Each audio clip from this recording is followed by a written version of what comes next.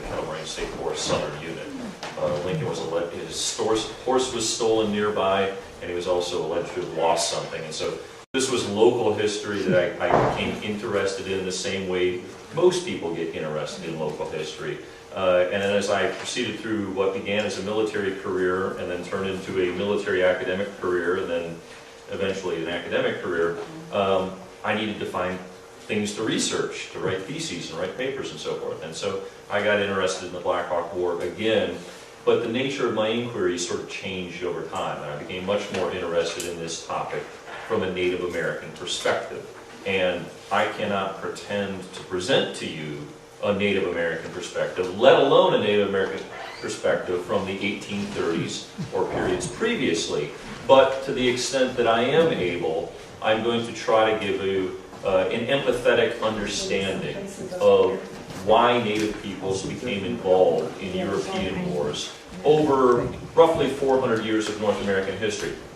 Don't get worried, I have only 45 minutes, so I say I'm going to cover 400 years. I'm going to cover it very, very quickly. So it is my pleasure, it's my honor to speak here at the Portage Indian Agency House and to close out this speaker series. This evening I'm going to talk a little bit about the Blackhawk War, like I indicated, but I'm going to do so in the broader context of Native American participation in European wars. This was nearly a ubiquitous phenomenon over these 400 years that I'm talking about. Yet it remains very poorly understood, and in some quarters, something that people aren't really comfortable talking about. People suffer from grave misperceptions about Indian participation in European wars, particularly as Americans broadly came to sympathize with Native Americans in the last quarter of the 20th century. We simultaneously fell victim to dangerous stereotypes about Indians, their enemies, and their allies. However well-intentioned, there are popular books and motion pictures that have suggested to us that Indians come in two general varieties. Resistance fighters, heroic resistance fighters that is, and villainous opportunists, willing to sell out their fellow Indians by cooperating with the United States or by other white European powers. Thus, Eldon Joseph's popular 1961 book, The Patriot Chiefs, bestows this honorific title on the likes of Tecumseh, Osceola, and Blackhawk, while deliberately denying it to their rivals, Blackhoof, Apotle Yaholo, and Keokuk. In Joseph's idealized rendition of the past, only those who resisted American expansion by force of arms were worthy of veneration and celebration. Conversely, Indian leaders who chose other ways to look after the best interests of their people as they saw them became objects of scorn, perhaps even more contemptible than the Americans that they tried to accommodate. A more recent, and probably to most of you more familiar, example of this phenomenon may be found in the film Dances with Wolves, in which the noble Lakota are contrasted with the vile Pawnees. Every wanton act of violence perpetrated by Indians in that movie comes at the hand of the Pawnees, who, not coincidentally, are military allies of the United States. Throughout the film, the Pawnees are portrayed as barbarous and treacherous people. At the very end of the film, they're permitted to add incompetent to their resume when it ends with a Pawnee scout wearing a blue U.S. Army jacket, shrugging his shoulders with an insipid smile on his face when he loses the trail of the Lakota camp. So that's the way that the Pawnees come off. Treacherous and probably not very bright on top of it. We might excuse the Pawnees if they were less than pleased with this depiction of their people. But in fairness to the filmmakers, it merely reflected a much broader proclivity in modern American society, native or otherwise, to ascribe virtue to those Indians who fought against Europeans and treachery to those who fought beside them. Well, doing this has a certain poetic appeal, I suppose. It does not hold up very well to historical scrutiny. And it compels Native American communities today to selectively remember or forget broad swaths of their own history.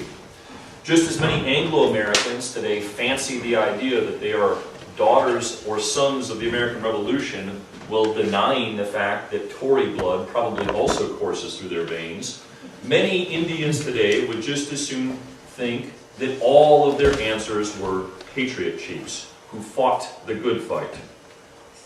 I'm here tonight to say they're right. That is the case.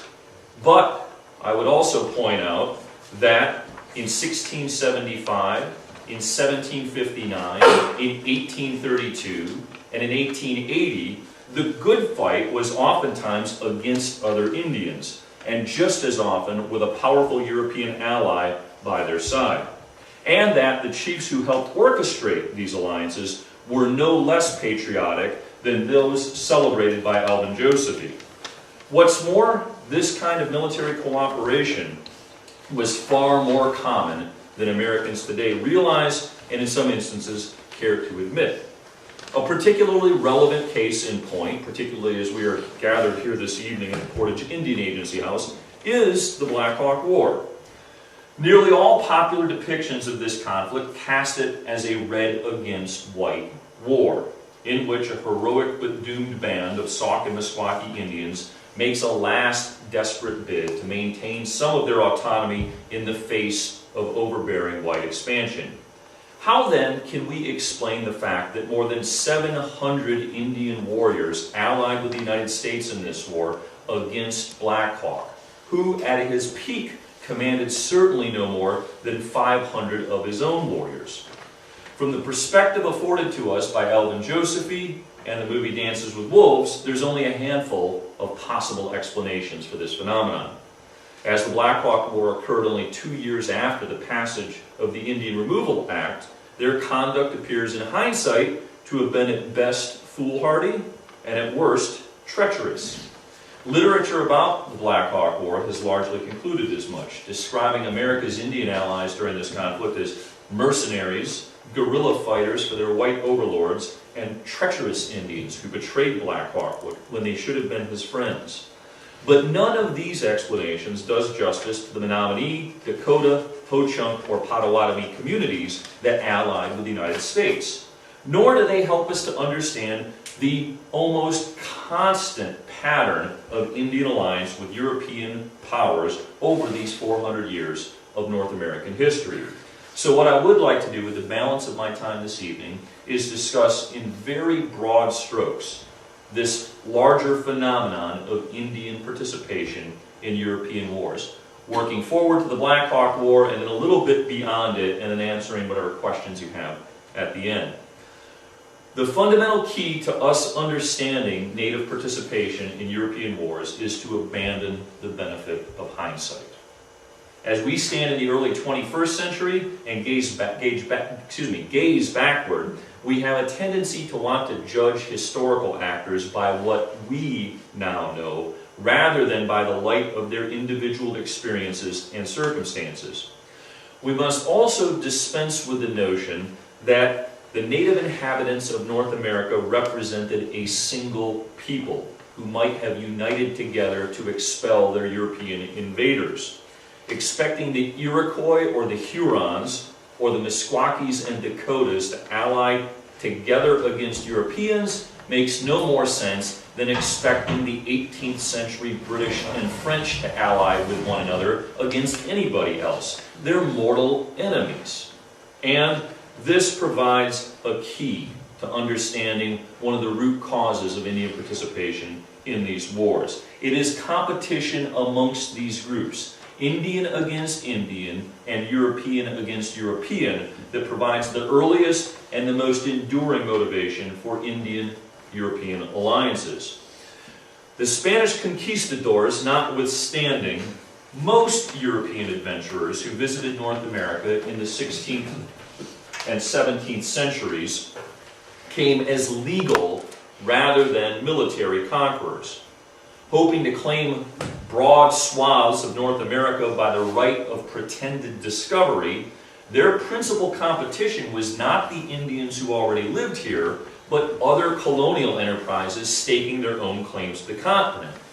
In principle, at least, most of the European sovereigns recognized the Indians' right of occupancy on their lands.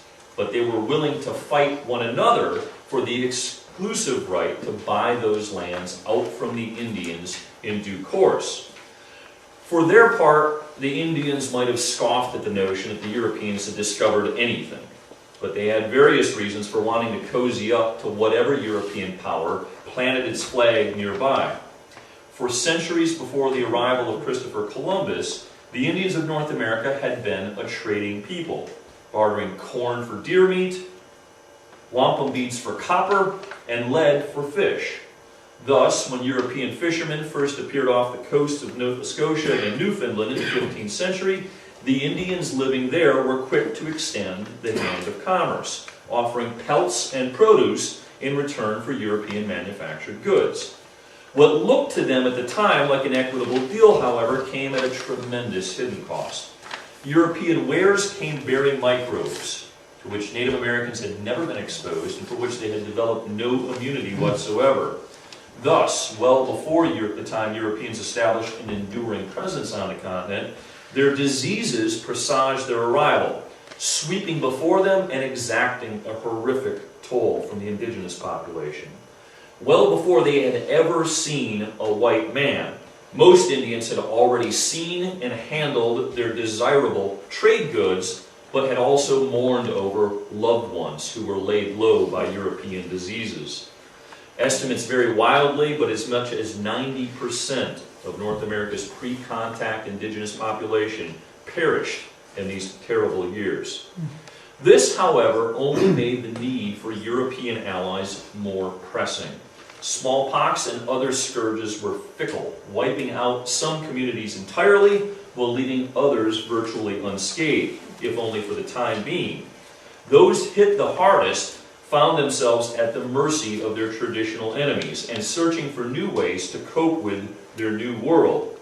The fledgling European colonies, meanwhile, also worried about how they're going to survive the next winter or perhaps the next raid. Not so much from the Indians in the very early going, but from other Europeans sweeping up and down the Atlantic coast trying to eliminate their colonial competitors. Although I don't want to minimize the incidence of Indian raids, in some cases this is pretty much a military invasion and occupation, but that has become in the American mind the normative mode of conduct.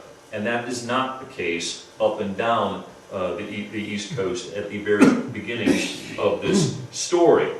Under these circumstances, it's not surprising to us that Native Americans and Europeans would seek economic and military security by joining their joint interests together. In the early years of English colonization, Indians who enjoyed such a relationship were fortunate, for they conveyed tremendous economic power. As European trade goods became indispensable to Indian life, so too did regular access to a European trading partner. And those in closest proximity wielded influence over the more distant tribes. Of course, a privilege such as this is bound to attract its share of jealousy from the disadvantaged tribes. In 1622, the Pequots of Connecticut enjoyed a favored relationship with the Dutch that made them perhaps the most powerful Indian polity in all of New England. But this did not sit very well, either with the Pequots' unwilling tributary tribes who had to pay taxes to their Pequot overlords, or to the aspiring English neighbors to the east who looked covetously upon Pequot lands. By 1637, these jealous Indians and jealous Englishmen had knocked the Pequots from their perch and pushed them to the brink of extinction, the English going so far as to even outlaw the use of the word Pequot for a number of years to come. The Mohican Indians of New York suffered a similar fate. By virtue of their geography, they profited mightily when the Dutch established Fort Orange at the confluence of the Mohawk and Hudson Rivers, the present-day site of Albany, New York. More interested in furs than in real estate, the Dutch made relatively good allies to the Indians, and the Mohicans prospered while their neighbors grew jealous. Thus, from 1624 to 1628, the Mohawks of the Iroquois Confederacy launched an offensive campaign to drive off the Mohicans, to supplant them and secure for themselves direct access to the Dutch traders at Fort Orange. The Mohawk victory had monumental consequences for the Iroquois, who for the first time found themselves fully engaged in a truly global marketplace. In exchange for animal pelts, especially from the beaver, which suited the fashion demands of Europe of the day, large demand for beaver pelt hats or genuine beaver hats in Europe, in return for those pelts, the Iroquois received guns and other European manufactured goods that gradually but profoundly altered and transformed these indigenous economies. Armed by the Dutch in the 1630s, the Iroquois expanded in all directions in search of new hunting grounds to fuel this new economy, seeking pelts, prisoners to replace their war losses. This is another attribute of Iroquois warfare in particular, a phenomenon known as the Morning War. As they would suffer casualties, they would try to replace these casualties by going to war again and taking prisoners and then adopting those prisoners into their communities. So they're seeking the pelts, they're seeking prisoners to convert into Iroquois, and they're also, for the men involved in these campaigns, seeking prestige, military honor, and glory, which, as I'll return to repeatedly in the course of this lecture, is the principal way by which young Indian men could earn distinction and advance in their societies. So these expansionary wars in all directions, but as far as we're interested here tonight, principally west, intensified in the 1640s, and they led to attacks against one of the Iroquois' most fundamental enemies, the Hurons, who were critical to France's North American fur trade at this point. By the end of the decade, by the end of the 1640s, the Iroquois were at the height of their military power, and they had scattered the Hurons, who had to take refuge from neighboring tribes. Thereafter, the Iroquois continued their westward offensive, subsuming the nearest tribes and creating a refugee crisis at the far end of the Great Lakes, to include a place we today call Wisconsin. And so I'll briefly point out to you where here the Iroquois reside. The Iroquois essentially live in what is present-day New York.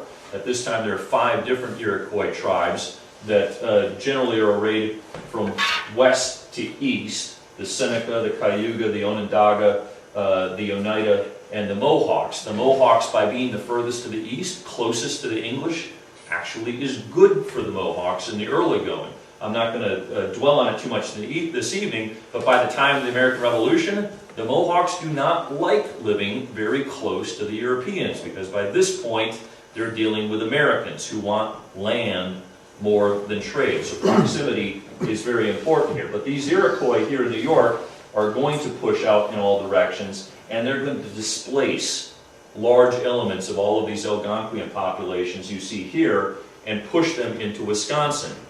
At the dawn of the 1600s, Ojibwas, also known as Chippewas, Menominees, and Ho-Chunks, who are here depicted on this map as Winnebagos, called Wisconsin their home. They were joined soon afterward by the Foxes, also known as the Meskwakis, who were chased out of their Michigan homelands by eastern bands of Ojibwas. In Wisconsin, they lived peaceably beside their new Menominee and Ho-Chunk neighbors until the mid-17th century, when these refugees from Iroquois expansion flooded Wisconsin. They soon overburdened the region's natural resources and pushed both the Menominees and the Ho-Chunks toward the brink of extinction. To turn back this Iroquois menace and to restore balance to their world, these tribes needed a European partner capable of offsetting the Iroquois advantage in access to European trade goods, most principally guns and gunpowder, through first the Dutch and then later the English at Albany.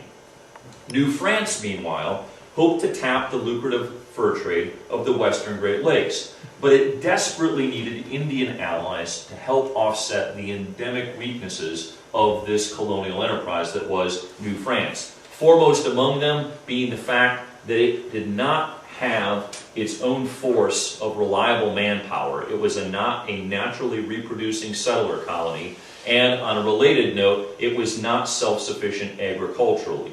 For it to stay afloat, it needed to have food goods imported constantly from elsewhere in North America or from Europe. So New France, to an even greater extent than the English, needs these Indian allies because it doesn't have enough actual Frenchmen in North America to make good its claims to almost all of the continent. Now, while it would be misleading to depict this French and Indian alliance as a match made in heaven, it was the next best thing, which is to say it was a match made in Wisconsin. Because this alliance was predicated on genuine interdependencies, in other words, all parties of the alliance really needed one another, and they could not harm their enemy, or rather their allies' interest, without harming their own, it established a remarkable precedent for Indian-European cooperation and collaboration. Again, I want to be careful not to overstate the harmony of this alliance, for like many marriages, it was marked by its share of rocky periods, disappointments, and occasionally even betrayals. Moreover, as the Meskwakis learned when they figuratively rocked King Louis's fur-laden boats, the French could become very, very bitter enemies, indeed near genocidal, when pushed to anger. Nevertheless, the French remained dependent upon the Indians for both warriors and hunters. And this is an important point here. Both of those roles require the Indians to remain masters of their lands. This is an important distinction between New France and New England and the other English colonies, is that for most of this contest, the French need the Indians to be Indians, and they need them to be Indians in possession of their own lands. That increasingly becomes less the case when it comes to the British colonies in North America. Those British colonies, by the way, successfully evicted the Dutch from North America in the 1660s and 1670s, and they took over Fort Orange, renaming it Albany and replacing the Dutch as the Iroquois Confederacy's principal European ally. Although the Iroquois sat astride most of the major riverine trade routes in that part of the country, in other words, this is strategically important terrain, very valuable real estate in a strategic sense, the Iroquois were just far enough from the English settler colonies that they were able to, for many generations, enjoy most of the benefits, but very few of the costs of being allies of the English. The biggest thing that the English had going for them when it came to Indian alliances was their trade goods, which were at once superior to and cheaper than French wares. But alliance with the English colonies came at a tremendous cost as well. So long as their Indian allies had pelts to trade or common enemies to fight, the relationship remained mutually beneficial. But as either of these commodities diminished, pelts or enemies, it altered the balance of this relationship. And most Indians had little recourse eventually but to trade the one commodity that they had plenty of, at least in the early going, and that, of course, is land. Indeed, land was the alpha and the omega of all Indian-English relations, as it would later become the alpha and the omega of all U.S.-Indian relations. This certainly did not work to the Indians' long-term advantage. Formerly indispensable allies, such as the Wampanoags, the Delawares, the Susquehannocks, the Tuscaroras, the Yamasees, watched both their land base and their sovereignty gradually slip out of their grasp. Betrayed by their erstwhile allies, these tribes and many, many others gradually transformed from allies to victims to enemies. And it's not a coincidence that a lot of these named Indian wars from early English colonial history, the names of those wars, those were the English enemies. Most of those tribes had been allies of some English colonies before they were enemies of others, or sometimes the same ones. Nevertheless, a European sponsor was nearly indispensable to most Indian communities by the 18th century. Geography, as I've already indicated, largely dictated to the Indians their choice of allies. Those in the western Great Lakes necessarily allied with the French, who controlled everything that's depicted here. Well, I shouldn't say controlled. They laid claim to, a relatively effective claim to everything here depicted in blue. Whereas this salmon color here depicts British colonies, yellow Spanish possessions, and then this cross-hatched area is the all-important contested zone. Those tribes along the Appalachians availed themselves of the fruits of British industry, which, remember, I pointed out, were generally better than and less expensive than French manufactured goods. Elsewhere, the Indians could capitalize on the proximity of competing European colonies to maintain relative autonomy. In the South, for instance, the Choctaws of Mississippi could not only shop their trade goods and their military potential to the French or to the British, but they could also go into Florida and try to cut a deal with the Spaniards and play each of these sides off of one another. Similarly, in 1701, the Iroquois declared their neutrality in all future wars between France and Britain in North America, and afterwards served as the fulcrum upon which the European contest between these two powers was going to pivot.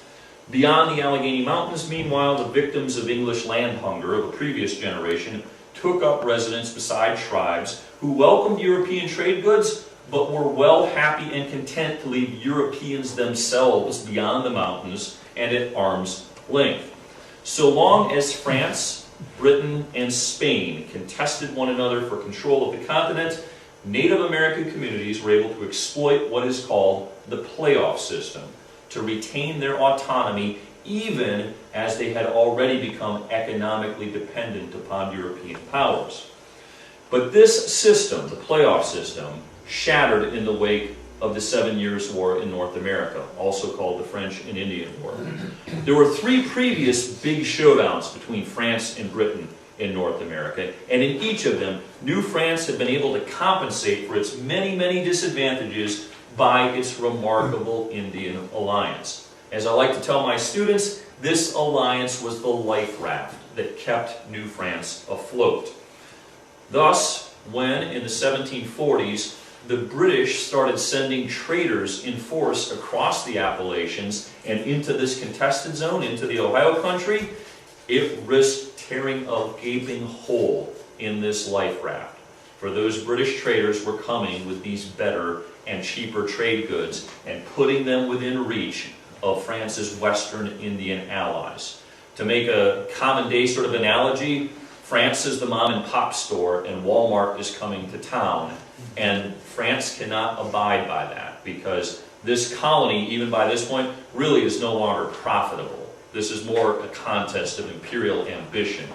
France has been willing to run in the red, bleeding money, hemorrhaging money in North America for no other reason than to maintain the glory of the crown and to contest British claims to the continent. And so the French cannot abide by this. These were desperate, desperate times for the French, who responded first by sending raiding parties of sometimes Frenchmen, mostly with Indians, sometimes with French liaisons, to sack and raid these British fur trading posts. And when that didn't do the trick, they actually began to construct fixed fortifications, both in the Ohio country, here in the contested zone, and then also coming down from Canada along the Richelieu, Lake Champlain, Hudson River corridor.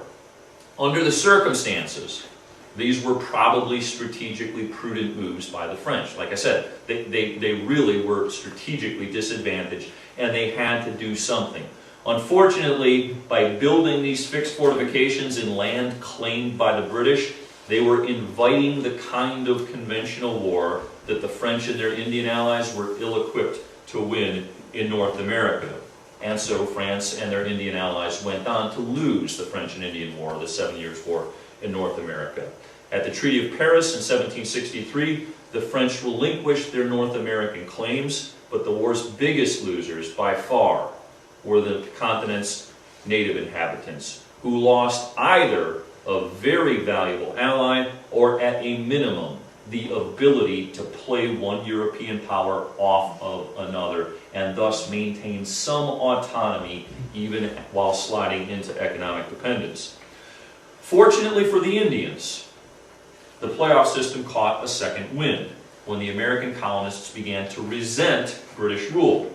By 1775, the playoff system had largely been resurrected, this time with the British reprising the role of the French to include geographically, they're in Canada and in military posts out in the West, and now the American colonists continue on with the English tradition, to include the hunger for land that complicates their ability to find Indian allies, even when they want them. So, as with the previous system, the better ally, from an Indian perspective, is usually the weaker ally, the one that has genuine dependencies and cannot get along without its Indian trading partners and military allies. In the second playoff system, that's Great Britain, again reprising the role previously held by the French. This new contest between the former British colonies and the British Crown outlasted the American Revolution, as the British continued to occupy those western military posts, to include those in Wisconsin, the western Great Lakes, what was then called the Old Northwest, and the British also there continued to dominate the fur trade among the Indians. Throughout this period, the British practiced a brand of Indian diplomacy that was nearly perfected by the French and their Indian allies the generation before them. Once again, important point worth reiterating, mutual dependence made for a good alliance.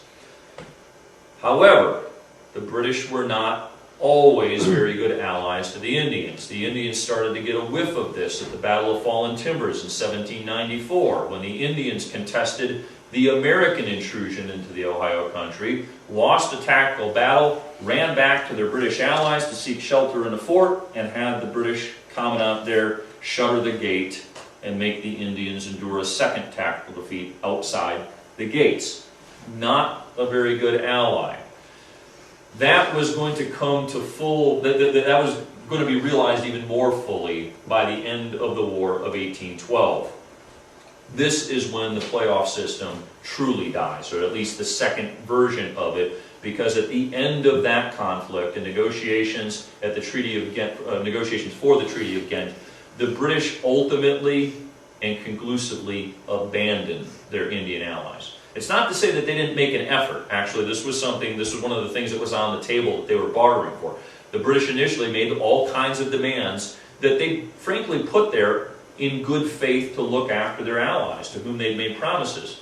But the Americans weren't going to buy it, and the British were not going to sacrifice peace for the sake of Indians. And so by the end of those peace negotiations, the Indians were left completely hung out to dry by their British allies. Insofar as the War of 1812 was in its origins a conflict over Atlantic shipping rights, and only incidentally about Indians, it was technically a tie. In terms of what James Madison was asking Congress to declare war for, not a single one of the British transgressions on the Atlantic was actually addressed in the Treaty of Ghent. It was a clear tie. Americans like to remember it as an American victory, but it was only an American victory in one regard, and it had nothing to do with Britain, it had to do with the Indians. It is a war with no winners and one huge group of losers, those being the native inhabitants of North America. This war had decisive results in the western Great Lakes, where the British at long last relinquished their western trading posts and their control over the fur trade in the region, which the Americans had claimed, at least on paper, since 1783, but it's not until the end of the War of 1812 and 1816 when Americans are finally actually able to make good on this claim. When the Americans entered the region in 1816, they did so as a military force. And when they came into the country, they came raising a sword in one hand, but offering treaties of peace and friendship in the other hand. Disgusted that the British had abandoned them and in need of a new trading partner, most Indian groups in the Old Northwest signed the treaties and kissed the sword rather than risk finding themselves beneath that sword and without a trading partner. For most Indian groups in the region, this was not as difficult as you might imagine. Unlike the Delawares, the Shawnees, the Cherokees, and other eastern tribes, the Indians of this part of what is today the United States had not known the bitter brand of race war that had scarred the Appalachian frontier. For 200 years, the Indians from this part of North America had known white allies with whom they had made war against common foes, both Indian and European. And while Tecumseh's message of pan-Indian unity gained some adherents in Illinois and in the southern parts of the Old Northwest, it had far less currency in the more remote reaches of northern Wisconsin and Minnesota. Moreover, the Americans behaved in a manner that, partly by accident and partly by design, suggested to the Indians tremendous continuity. In treaty councils, such as that shown in here, the Treaty of Prairie du Chien in 1825, Army officers and federal Indian agents employed a paternalistic language of alliance that was very familiar to the Indians. Just as French and British diplomats had spoken on behalf of their ostensibly benevolent and loving kings, American officials negotiated on behalf of the Great Father, the President, who promised economic prosperity and military security to his loyal children. Now, later-day observers oftentimes get confused by this paternalistic language. You know, father, children, it clearly suggests a subordination. To help balance that, though, a little bit, it's helpful to think about familial relationships in many Native communities. And in a lot of Native communities, the father figure was in what Anglo society would regard to be the uncle figure, the kindly guy that shows up with presents and takes you on fun trips. Whereas it's one of mom's brothers, an uncle, who is the disciplinarian, the stern one, the one who commands obedience and respect. And so this paternalistic language, when the Indians participate in it, that does not convey necessarily the sense that they are willingly subordinating themselves as children to a father figure. They are at the same time obligating that father figure.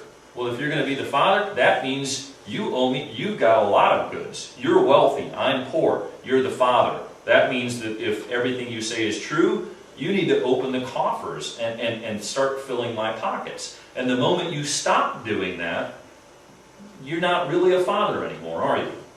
Also, these negotiations took place in a distinctly military setting. You can see that here in this treaty painting.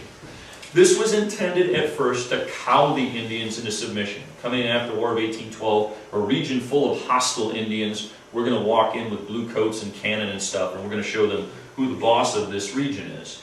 But it soon became apparent to many Army officers that these martial displays didn't terrorize the Indians, they delighted the Indians. According to General Edmund Gaines, who was commander of the Western Department during the Blackhawk War, such displays appealed to the Indians' chivalric spirit. Indeed, the pomp and circumstance of treaty proceedings and formal councils suggested to many Indians that the Americans were indeed military allies worth having. A powerful military force walks into my country and says, I want to be your ally and your trading partner. From their perspective and their experience, they've had two such trading partners in the past. Of course, they're going to take the third one that comes in. Away from the treaty grounds, American officers did other things that resonated with Indians' conception of alliance. White women, as you might imagine, were exceedingly sparse in the region at the time, Julia Kinsey notwithstanding, and officers routinely took Indian consorts. At one time, all but 2 of the officers at Fort Snelling, Minnesota, had common-law Indian wives. Far from objectionable in Native communities, these marriages effected the most durable and significant bonds of alliance, those of blood, of kinship, which mattered more in Indian alliances than anything else. Charged with enforcing the Trade and Intercourse Acts, the laws that govern all Anglo-American and Indian interaction, these American officials gave Native leaders other reasons to believe the Great Father's professions of love and justice.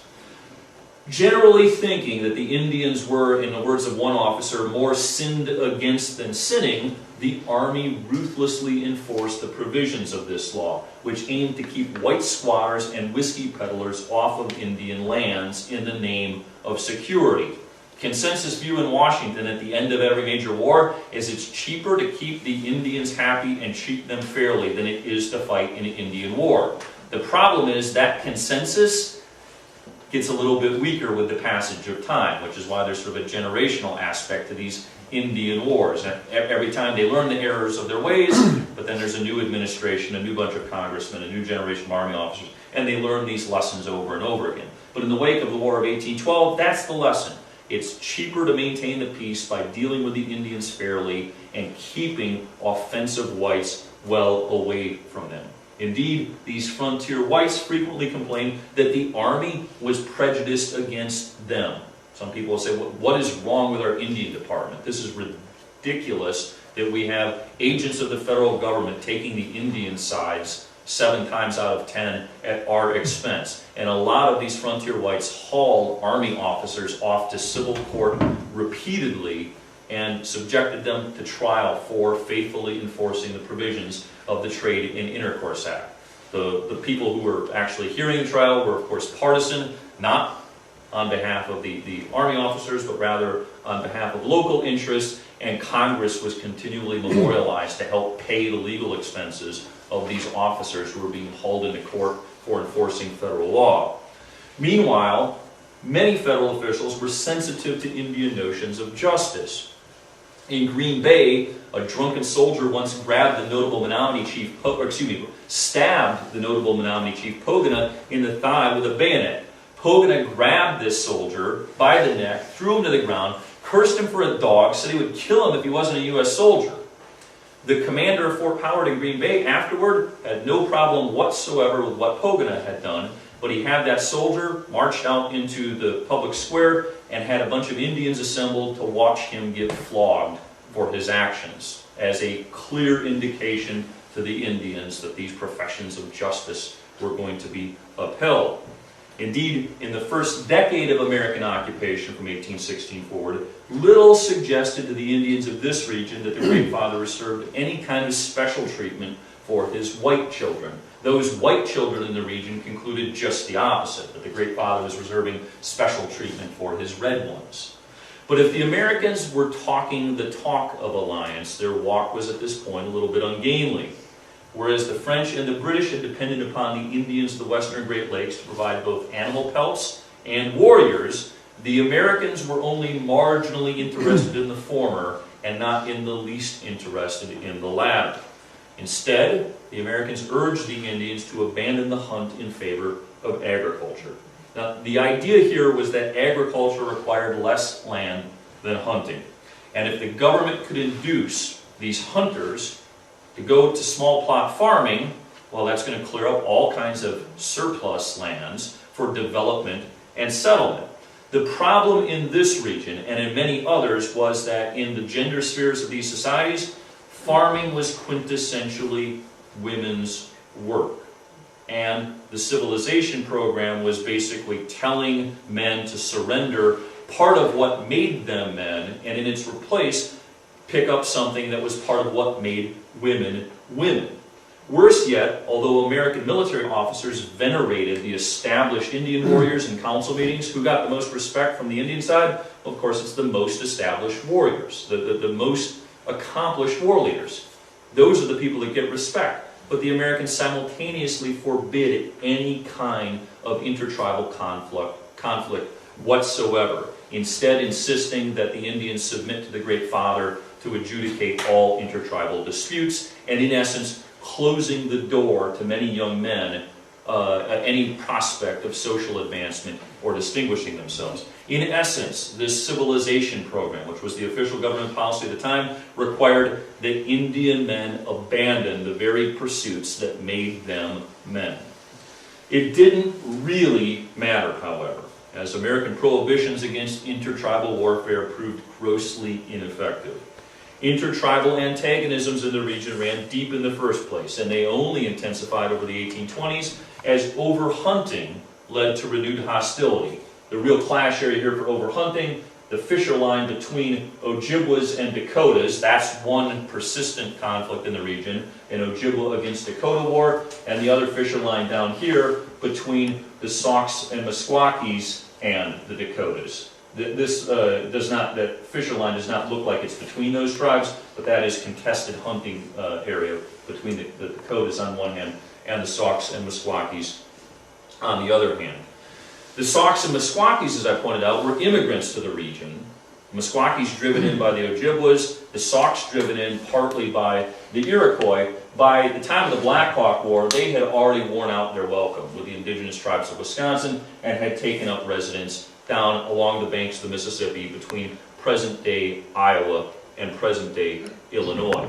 As game grew sparser in the region, the tensions between these tribes lifted. And that's a critical alliance system here. Saukes and Meskwakis on one hand, Menominees, Dakotas, and certain Ho-Chunks, not all Ho-Chunks, certain Ho-Chunks allied on the other hand. Complicating matters further, white lead miners flooded the region in the late 1820s. This is the lead mining region, that's the other flashpoint, abusing the native population and provoking a war with the Ho-Chunks in 1827. The following year, these miners and men like them elected one of their own to the presidency in Andrew Jackson, with doleful consequences for the security of the upper Mississippi. For over a decade at this point, Army officers and officials in the War Department's Indian Office had labored to cultivate friendly relations with the region's Indians, developing loyalties and sympathies that seemed to transcend race. Indeed, it's a common phenomenon that when there are cries from the frontier about Indian depredations, the assigned Indian agents for the tribes alleged to have committed those depredations almost uniformly always jump to the defense of their Indians. It wasn't my Indians, of course not. It must be somebody else's Indians. And they develop these bonds and they make promises, and there is a legitimate alliance. To the Indians' great misfortune, they're going to eventually learn that their alliance, however, is not with the United States, but with low-level functionaries who are not capable of keeping their promises when there's an election and somebody else is in office. This fragile alliance is going to falter further under the weight of white settlement, and it fails altogether when Jackson assumed the presidency. Jackson almost immediately fired every single Indian agent who did not see eye to eye with him when it came to Indian affairs. And I don't think I need to elaborate Jackson's views on Indian affairs. By September of 1831, Jackson had replaced fully half of his 56 agents and sub-agents with unqualified party hacks. In the midst of this upheaval, it's perhaps not surprising that Indian relations took a marked turn for the worse in 1830 and 1831.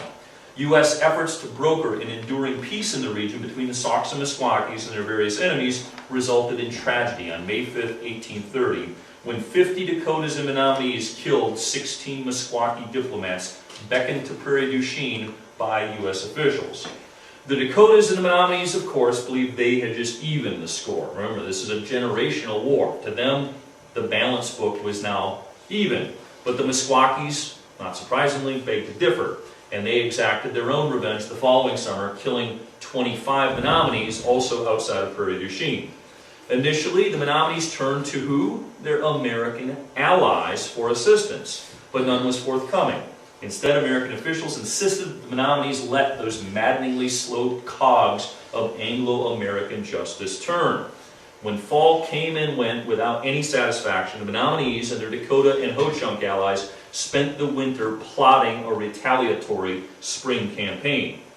Hoping to prevent the eruption of a general conflict in the region, the War Department, on March 17, 1832, sent orders to General Henry Atkinson at Jefferson Barracks, Missouri, to deploy the available force of regulars there up the Mississippi to do what? Not to stop Blackhawk. Blackhawk has done nothing yet. Blackhawk is still in Iowa. When the Army left to come start the Blackhawk War, it wasn't coming to start the Blackhawk War. It was coming to avert the Menominee War against the Meskwakis and their Sauk allies. That's an important point that's often overlooked. Atkinson was also ordered to arrest the Meskwaki perpetrators of the most recent attack, who happened to take refuge with Black Hawk's British band. And this is where these two relatively distinct wars become intertwined with one another. I am not going to this evening discuss the particulars of the Black Hawk War, which I believe was the subject of Kerry Trask's talk earlier in this speaker series. Instead, I'm going to briefly summarize the motives for the various Indian communities that allied with the United States against Black Hawk. In many ways, the Black Hawk War represents in microcosm the range of circumstances that could help produce military alliances between Native groups and European actors over this broad span of history. The Menominees and Dakotas in this case represent what we might call traditional alliances. That is to say, these tribes continue to regard themselves as sovereign entities, partners rather than subjects of the United States. From their perspective, the question why they allied with the United States against Black Hawk makes no sense whatsoever. Their wars against the Sacs and Meskwakis predated the Americans' wars by a long shot. And it would probably be a fairer question to their minds to ask why the United States, a putative ally of theirs, was so reluctant to let them go make war against their common enemy. That's the question that would have made sense, I think, in 1832. When the Americans finally relented and permitted the Dakotas and Menominees to resume their war, these tribes took full advantage. Not only did they strike a blow against their traditional enemies, but they extracted from the United States the material concessions expected of a wealthy European ally, expected of a great father. And it also permitted their young men to distinguish themselves as warriors. This last point was of no small importance to young Indian men, who, as I already pointed out, could win distinction principally by feats of martial feats, rather. Particularly since there really has not been a venue open to them to do so since the conclusion of the War of 1812. You've got a generation of it's teen angst of a very military sort. But the contributions of the Potawatomis and Ho-Chunks represent a very different kind of alliance.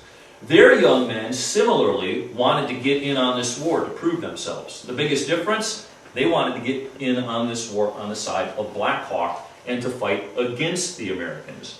Over the preceding decade, and we're talking about populations principally from southern Wisconsin and northern Illinois and northwestern Indiana, over the preceding decade, these are the populations that had endured the worst aspects of this wave of English settlers coming into the region. And they see here an opportunity, because Blackhawk would welcome, he sends envoys, he would welcome them to his banner. The problem is their leaders know better. Remember, in 1827, the Ho-Chunks had already gone to war against the Americans because of offenses in the lead mining region, and were very quickly put down. And so this is an inversion of that old saw about an old man's war, a young man's fight. For the Potawatomis and the Ho-Chunks, it's the other way around. It is the young men who wish to go to war. It's a young man's war averted and an old man's peace, an old man's accommodation. It is the elders who realize that's a contest they're probably not going to win. And so rather than let their young men drag them into a war they think they're going to lose, they are going to make an almost purely political alliance with the United States, designed merely to demonstrate loyalty to the Americans and to deflect the oftentimes warranted claims that they were lending secret support to the enemy. Whereas the Dakotas and the Menominees were more than eager to shed the blood of their enemies, the Ho-Chunks and Potawatomis sympathized greatly with Blackhawk and his followers. As was routinely the case when alliance networks pitted Indians against their kith and kin, not just here, because a lot of the Ho-Chunks are intermarried with the Sacs and Meskwakis, but in all of the periods leading up to this and even afterwards, when those alliance networks put Indian friends and Indian family members in the line of fire against one another, they did what they almost always did, and that was pull their punches. Even if it means aiming high, sending envoys forward and telling them, we're coming, we're over here, just so you know, make sure you're shooting high so that we don't spill any of one another's blood. Indeed, during the Blackhawk War, there were Ho-Chunk and Potawatomi scouts ostensibly guiding Atkinson's army for over a month, taking him nowhere, leading him on a wild goose chase, while Ho-Chunk guides were actually escorting the British band to safety. They were playing it at both ends. This is not an uncommon phenomenon. What the Blackhawk War does not really illustrate very well is the third sort of Indian participation in European wars, which is as an auxiliary rather than as an ally. The semantics in this case, I think, are important because the word ally connotes a mutual recognition of sovereignty. An alliance is a partnership between sovereigns. And no matter how uneven the nature of the relationship or the many, many ways in which the Americans qualified Native American sovereignty, the Americans nevertheless, in their early history, treated the Indians in accordance with Indian protocols for international relations, giving them reason to think that these were relationships between sovereigns. After a point, however, both in the broad scheme in terms of the overall fate of all of Native North America, but also for individual polities. So for some groups, for some tribes, this happens much, much earlier. Those from the eastern United States, this might have happened to them in the 16th or the 17th centuries. At some point, the disparity in power in this relationship becomes so great that the European partner gives up the charade of treating their Indian allies like actual allies, like sovereign partners rather than colonial subjects. Well before 1872, when the United States Congress officially abandoned the practice of making treaties with Indians, most Indian communities and individuals had to confront the sad fact of Anglo-American hegemony. Many of these Indians chose to resist it by force, earning the admiration of their descendants and eventually nearly all Americans. It's interesting to note, for instance, that 20 towns, 3 counties, 2 townships, 1 borough, 2 lakes, 2 mountains, a state park, and a national forest bear the name Osceola, an enemy of the United States, venerated. Anybody know who his most effective Anglo-American antagonist was? The most effective American commander in the Second Seminole War. There were 7 of them, by the way. Everybody asked, almost 5 of them asked to be fired. They said, forget this, and they tried to find employment somewhere. The most effective of them all was Thomas Sidney Jessup, who was actually very, very effective as a military commander. His historical legacy? Nothing other than the fact that he captured Osceola under a white flag of truce and stained his honor. So I'm just demonstrating the passage of time has done odd things to American remembrance, where to this day, very good reasons, Americans, all Americans, not just Indians, all Americans venerate these patriot chiefs, the heroic resistance fighters, even if their campaigns were futile. But many other Indian leaders considered discretion the better part of valor, sometimes later in their own lives. Perhaps when they were younger men, they advocated armed resistance.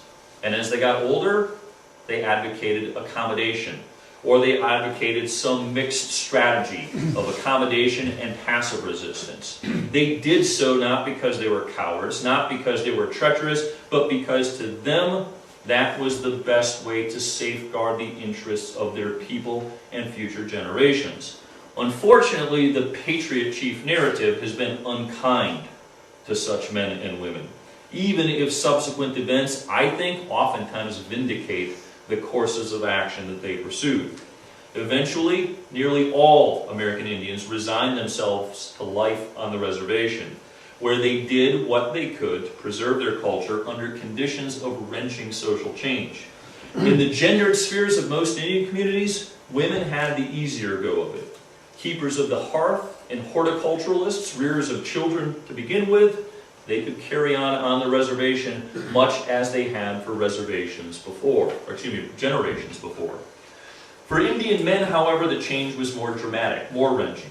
Traditionally, they had served in these complementary capacities as hunters and warriors. But in the reservation era, the U.S. government discouraged hunting and forbade intertribal warfare, leaving young men in particular with few prospects for distinction or fundamentally for self-actualization. It's not surprising then that many young men in the reservation era would grasp opportunities to serve either as reservation policemen or as auxiliaries to the U.S. Army, Indian Scouts. Not unfairly, many Americans, both at the time and subsequently, scholars and contemporary observers at the time, criticized this exploitation of the Indians' vulnerable condition. And it's true that American officers wielding these Indian auxiliaries often did think that they were turning the Indians against their own kind, that they were pitting them against one another. Perhaps the most effective of these American commanders is pictured here in the top left, General George Crook. And if you see the movie Geronimo, that's the character that's portrayed by Gene Hackman in the movie. Crook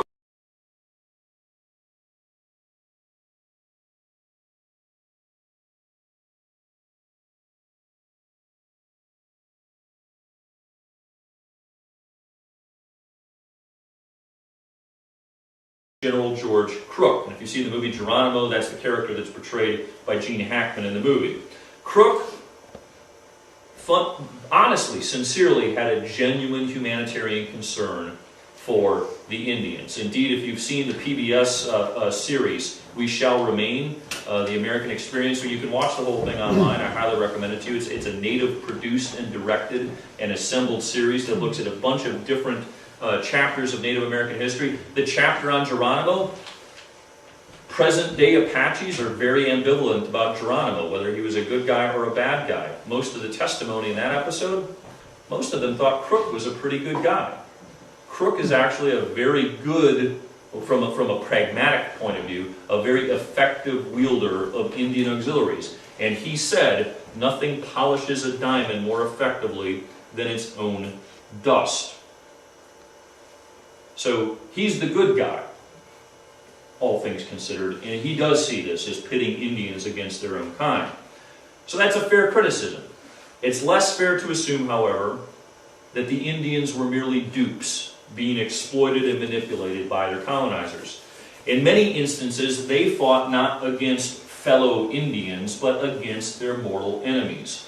What Dances with Wolves does not show you is the earlier chapters of Pawnee and Lakota history, when the Lakotas waged ruthless predatory war on their weaker and more sedentary Pawnee neighbors.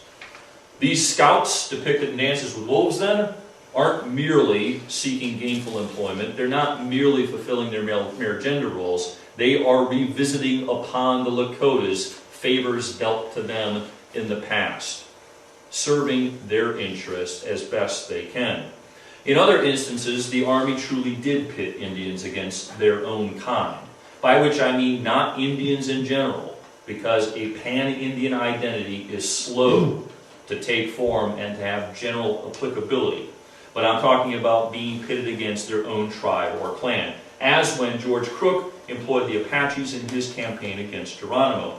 In these instances, Indians did what they had always done under similar circumstances. I'm referring again to pulling their punches, avoiding pitched confrontations, and opening channels of communication to enable compromise and negotiation that would not have existed absent their participation in these affairs. The government certainly did not always reward these Indian Scouts' services as it should have. But later generations of Americans, we should not compound this injustice by painting the history of those Scouts in dark strokes. As they had for centuries, these Indians played the hand that they were dealt as best they could, and in a manner befitting their interests, their experience, and their culture. They had few good cards by the end of the 19th century, but they did whatever they could within their means at their disposal to look after their people. Of a patriot, we can expect no more. Thank you. If you want to know the rest of the story, I do have a box of the book. This is more about the Blackhawk course. Like I said, the talk, I borrowed parts of the book for the talk, but this is more tightly on Indian allies in the Blackhawk. How much is that? So one night only special, $25. If you want it off of Amazon, it's $32. So I have to undersell Amazon because otherwise I know I go to these things. I'll look it up and I'm going to buy it off of Amazon. So I'll undersell Amazon here than $25. Sir? What's the significance of a female with Crook? That's actually not a female. It's a rather distinguished looking gentleman. Okay. Are there any other questions? What years was that when Crook was... Crook's campaigns against the Apaches, I think these are all pictures from the 1880s. I'm not 100% positive on the actual year. I teach, you're at the point of the semester, but I only have so much space up here, and so I'm at the point of the semester where I just finished teaching all of the early stuff, where I am right now teaching this kind of material to the undergraduates. I am right now, I just finished doing Lexington and Concord, and Bunker Hill, Battle of Long Island. We're midpoint of the American Revolution, so any questions that you ask me that predate the American Revolution, I can answer with perfection. If it's later than the Black Hawk War, I'm going to give you fuzzy answers. I'm just going to make him talk a little bit about, I think we all here know who John Kinsey is, right? And John Kinsey came up in his book a little bit, and I was asking him before this started what he found out about John Kinsey. If you want him to talk about that. That's interesting. Well, what I can tell you about John Kinsey, the interesting thing is, so there's a split relationship within the War Department in terms of who's managing Indian affairs. So at nearly every place, there is a military post and there is an Indian agency house. If the Indian agency, the agent, the post of agent is vacant, the Army officer, the command of the post usually picks up responsibility for being the person in charge of Indian affairs. But generally speaking, the agent handles all of the day-to-day things, and there are separate channels of communication that go up. In a modern organization, this would be regarded as woefully ineffective, inefficient, and indeed dysfunctional. Those channels, they're sitting side by side, essentially, and their chains of command only unite in the Secretary of War himself. And so that's how far up communication, which is not to say there's not informal collaboration going on between the two of them. But Kinsey, to me, is very interesting because he is, more so than any of the other Indian agents in this story, in this region during the Blackhawk War, an agent who is actively working to subvert federal policy. He has connections to the American Fur Company. He had worked with the American Fur Company. I think he's still actually on the payroll of the American Fur Company. His family is an American Fur Company family. Remember how I described the federal policy at the time, the civilization policy. Turn them into small plot agriculturalists. They'll abandon war. They'll need less land. We can settle everything. The American Fur Company does not want the Indians to become farmers. The American Fur Company likes the way things are. The American Fur Company likes the contested zones. The American Fur Company, I don't want to give John Kinsey too much credit, but there is another interesting thing. He deliberately subverts Henry Atkinson's efforts to bring the Menominees of Green Bay into the war. It's the Green Bay Menominees who are the ones who have been pleading most emphatically to join this war from the beginning. They're the ones that Atkinson had deployed to prevent going to war. They're the ones that want revenge for this most recent attack outside of Prairie du Chien, but they're way up in Green Bay, and they're faithful allies. So they're not happy at all, but they listen to the government. They're going to wait, and finally, it's not until after a series of disasters and reverses that Atkinson gradually starts accepting Indian allies. That's another thing that's often overlooked when it comes to the Americans exploiting intertribal divisions. More often, I'd say it's fair to say it's the Indians exploiting American incompetence when it comes to these kinds of things. The government and public opinion is against employing Indian allies because it runs completely counter to the civilization program. For some people, it also suggests exactly what I said it suggests, and that is a relationship between sovereigns. And some people just don't want the government to continue to deal with Indians on an equal footing, and they think that if you treat Indians as military allies, that's going to do that, and it's going to delay the inevitable point in time in the future when they're just going to become second-class citizens, which is what most Anglo-Americans on the frontier are looking for. So the call for Indian allies comes very late, relatively late, and the Menominees in Green Bay are among the last to get the call. And Kinsey, sitting here, does not want the Menominees to go to war.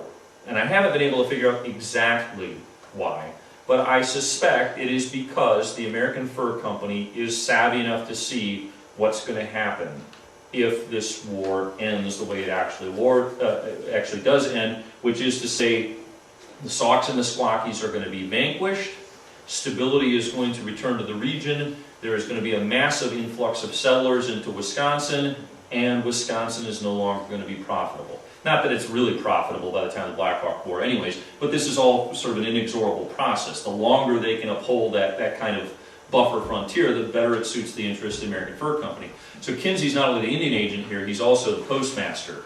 And so he gets mail from Atkinson calling for these Indian allies.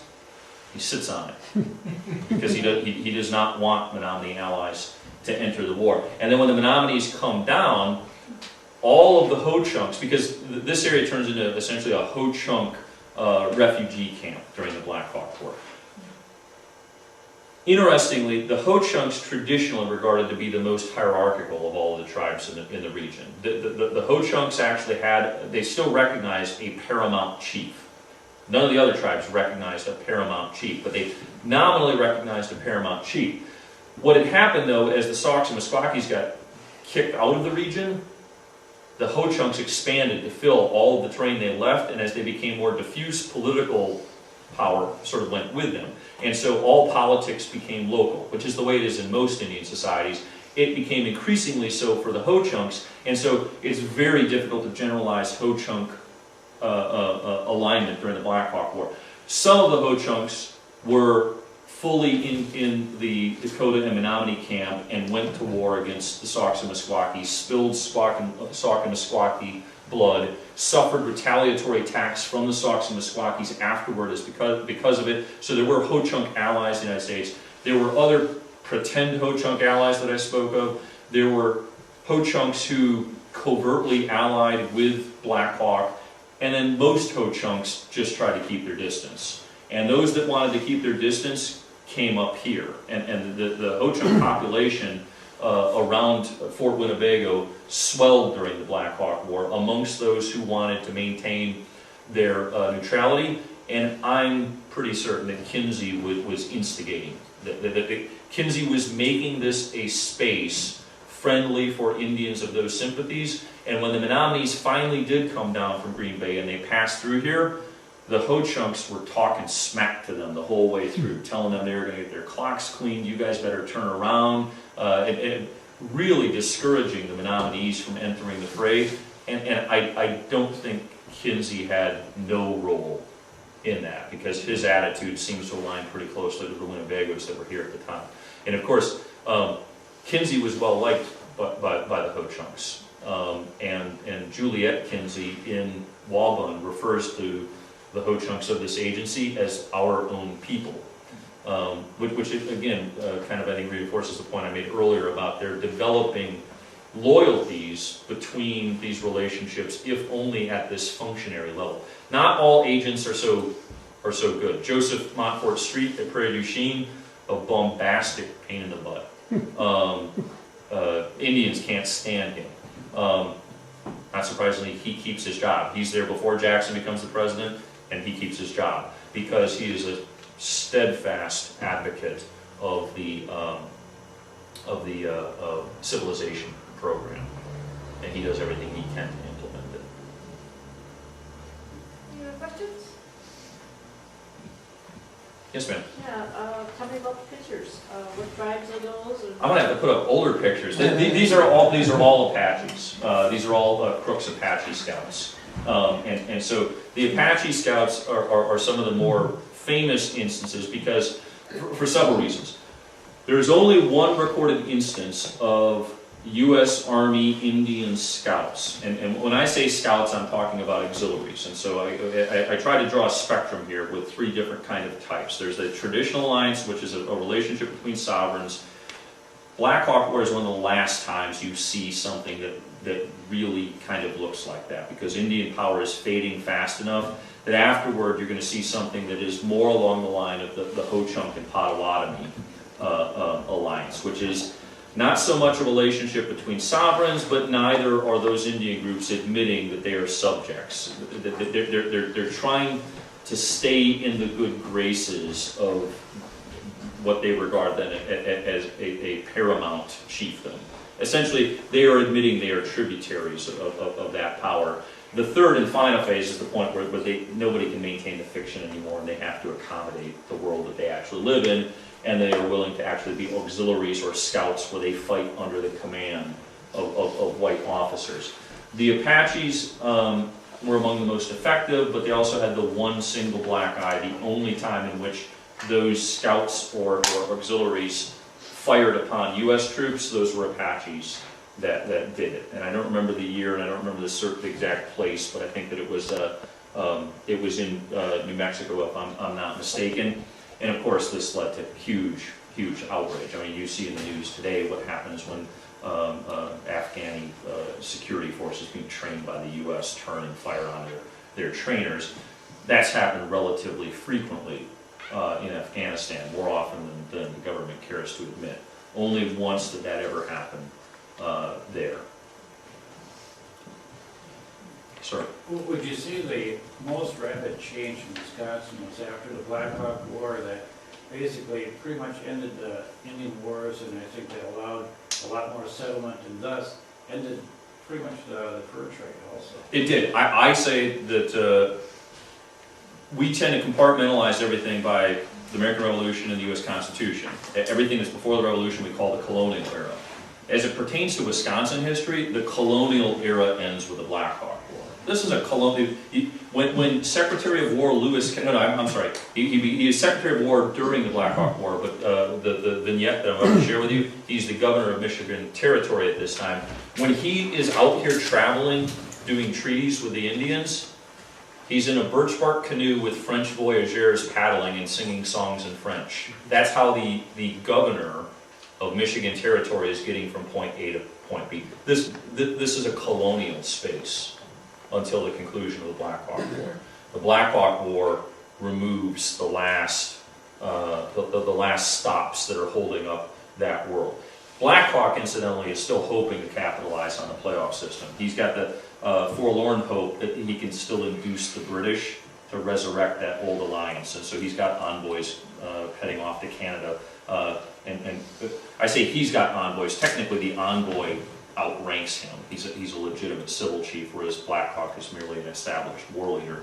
But the Pope comes back and says, yeah, the Brits have our backs. At least that's the way the story goes. That's the way Blackhawk presents it, because it makes it seem as if he was betrayed or misled. Any other questions? Yes, ma'am. Well, let's hear about the book. Read more about the book. Well, the book is, if I tell people it's not a book about the Blackhawk War, and just earlier I said this book most about the Blackhawk War. But what I tried to name the book, what I tried to title the book when I finished it was the subtitle, rather. The way that you title books is you got something sexy for the title, and then something actually describes the book as the subtitle. And so the subtitle I wanted was Indian Alliance Politics in the Western Great Lakes after the War of 1812. I don't know why my publisher did not like that, but in terms of accurately describing what the book is about, that's what it is about. And so the initial chapters describe in kind of a big picture sweep the history of Indian-European alliances in this region up through the War of 1812. And it enables you as the reader to empathize with the Indians of this region. Because again, in hindsight, you look, are these people just stupid? Jackson's the president, Indian Removal Act has been passed, and you're going to ally with the United States against other Indians? It only looks that way in retrospect from where we stand. If you position yourself in Wisconsin in 1816, in 1822, and in 1832, everything that those groups did made perfect sense within the confines of what they knew and what options were available to them. And so the first several chapters enable you to empathize with those Indians, and then for the rest of the book, I essentially follow the paths of the several different contingents of Indians that participate in the war. And so that's just a big general overview of the sweep of the conflict. Perhaps the better slide in terms of showing what the book actually talks about is how these contingents were actually raised and what they did over the course of the war. So from chapter 5 onward, it's more of a narrative history in terms of it actually follows these Indian warriors through the war and describes what they did.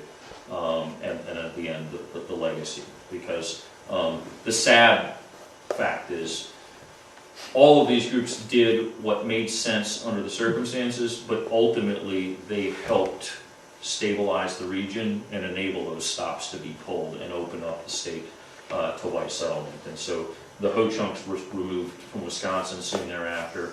The Dakotas remained a powerful sovereign entity for years to come. It's not until the Sioux Uprising, so-called, of 1862, that the reckoning for the Dakotas comes. So you can see how long the Dakotas are actually able to retain some degree of power. But I describe that sad transition from ally to victim to enemy, and usually victim to enemy, that transition doesn't occur until it's too late for them to actually resist by force. And that's the case then for the Dakota in 1862. So I hint at that a little bit at the end of the book, but the book more or less ends in the 1840s with the removal of the Potawatomis from northern Illinois and with the removal of the Ho-Chunks from Wisconsin. The Menominees are the only ones that I think you could say come out of this more or less with their best interests still intact. It's not coincidental that they're the only group that maintained a Wisconsin homeland. The Ho-Chunks reestablished one over time, but they did so by a rather unconventional means, taking advantage of the Homestead Act to actually claim homesteads in Wisconsin, and were able to reestablish a land base here that way. Sir?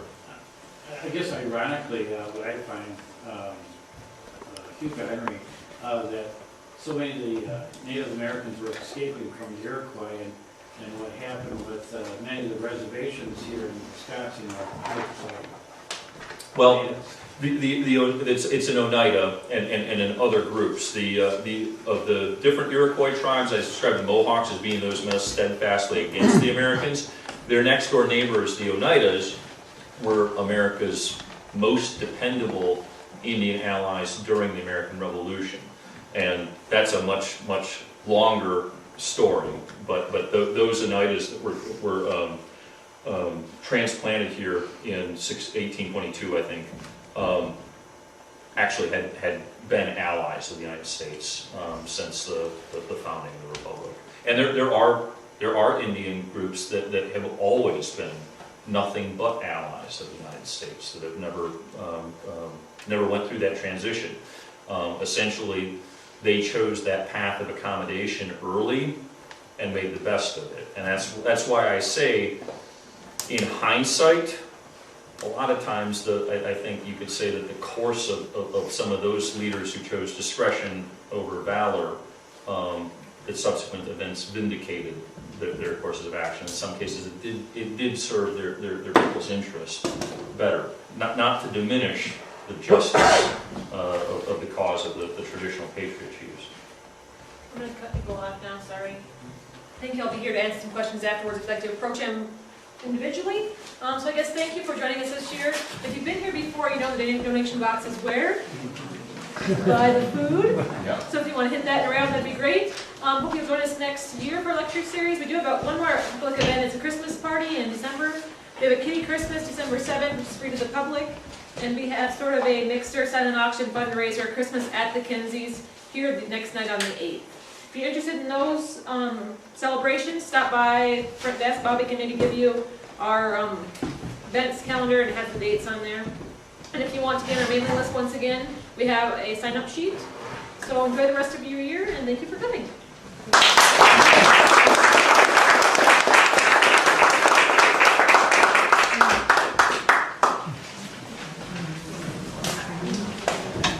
Oh, leave the pink sheets. And if you have